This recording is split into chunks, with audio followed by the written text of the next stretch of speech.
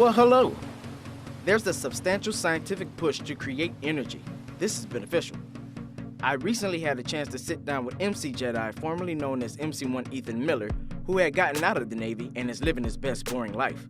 The reason why I'm sitting with him is because of a story he was a part of that will, well, energize us. I'm MC2 Brent Pyfrom, and welcome to Ears Adrift.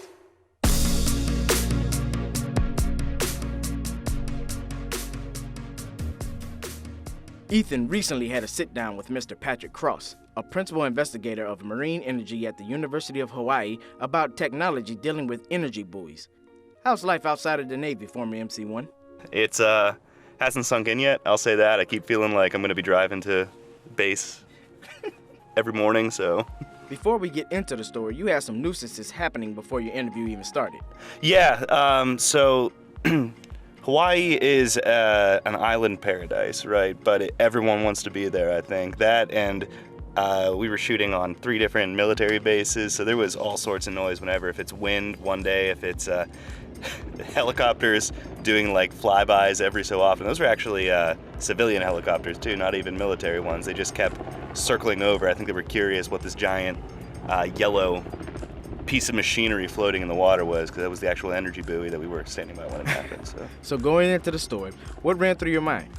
Well, I was very interested in the concept of this. We recently did another story on converting seawater to fuel, basically, and I noticed that there's been a spike in this whole concept of renewable energy, or like just different sources to power our fleet, and I was very interested in what they were doing with us out there. Plus, they're very passionate about what they're doing, and that just rang through with all the talking up front that we did going in.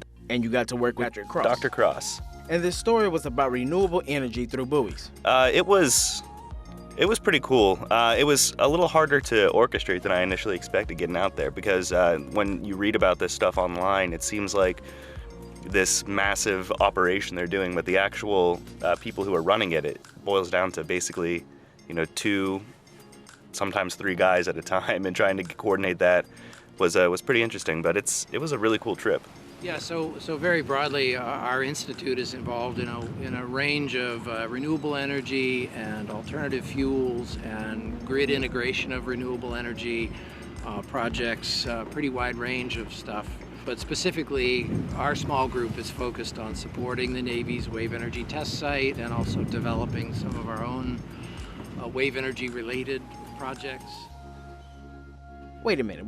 So what are we talking about here? We're talking about researchers creating a way to produce energy through waves and a buoy.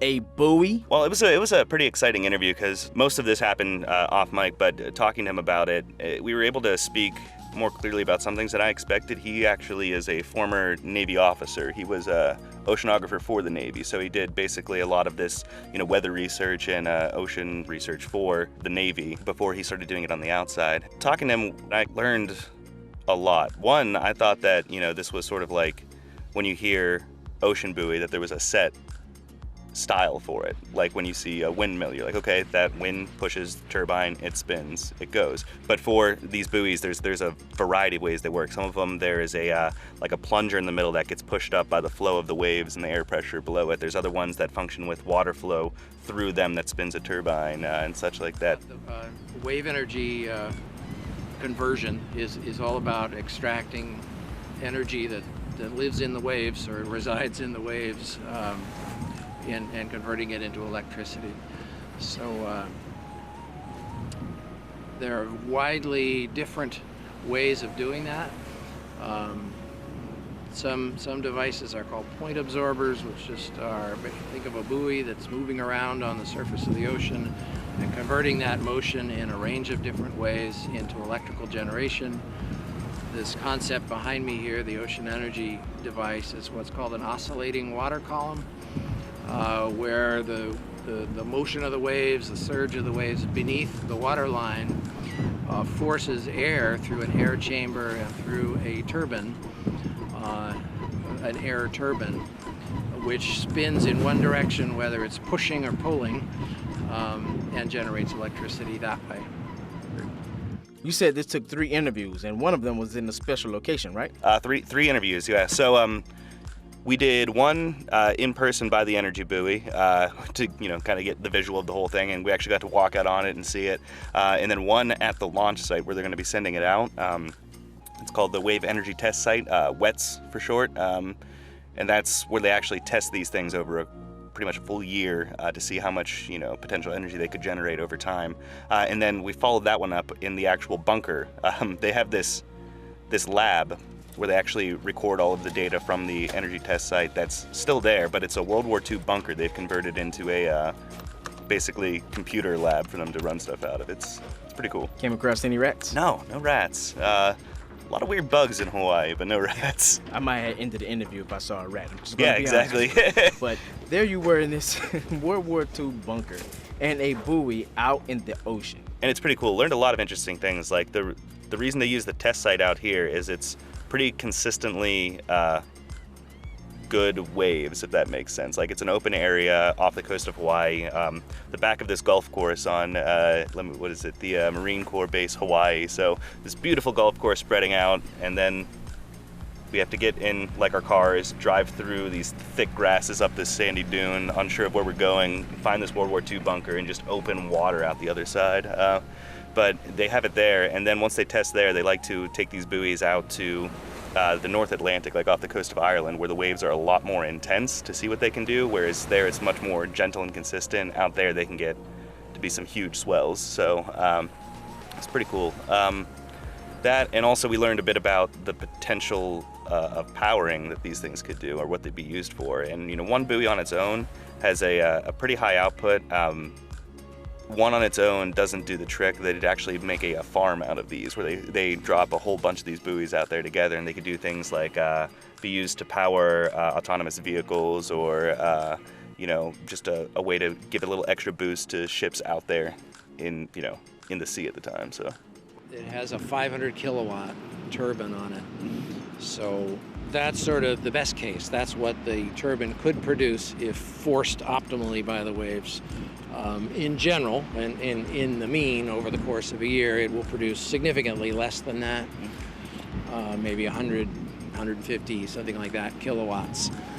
So that's not a huge amount of power. That's, if you think of a typical solar photovoltaic system on a household that might be 3 to 7 kilowatts.